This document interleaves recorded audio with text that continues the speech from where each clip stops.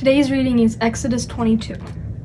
When someone steals an ox or a sheep and then slaughters or sells it, the thief must pay back 5 oxen for 1 ox or 4 sheep for the 1 sheep.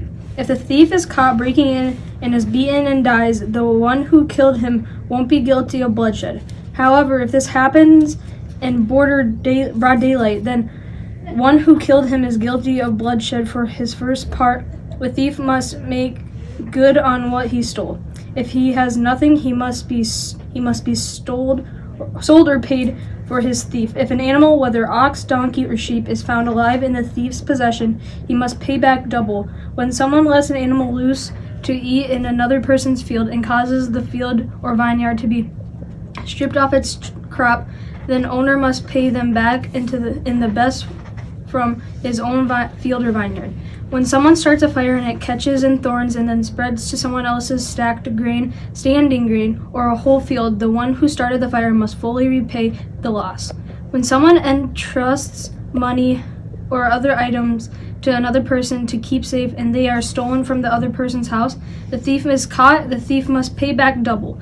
If the thief isn't caught, the owner of the house should be brought before God to determine whether or not the owner stole the other's property. When any dispute of ownership over an ox, donkey, sheep, piece of clothing, or any other lost areas in which someone claims this is mine, the cases of both parties should come before God. The one whom God finds at fault must pay double to the other. When someone gives a donkey, ox, sheep, or any other animal to another person to keep safe, and the animal dies or is injured or taken and no one saw what happened, the person should swear a solemn pledge before the Lord, in the presence of the owner, that he didn't touch the other's property. The owner must accept that and no payment needs to be made. But if the animal has stolen, the person must make full payment to its owner.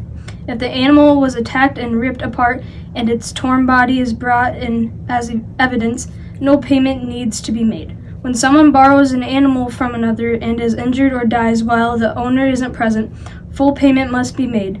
If the owner was present, no payment needs to be made. If the animal was hired, only the fee for hiring the animal is due. When a man seduces a young woman who isn't engaged to be married yet, he sleeps with her and he must marry her and pay the bride price for her. But if the father absolutely refuses to see them marry, he must still pay the same amount as the bride price for young women. Don't allow a female succor to live. Anyone who has sexual relations with any animal should be put to death. Anyone who offers sacrifice to any god other than the Lord alone should be destroyed. Don't mistreat or oppress an immigrant because you were once immigrants in the land of Egypt. Don't treat any widow or orphan badly. If you do treat them badly and they cry out to me, you can be sure that I'll hear their cry.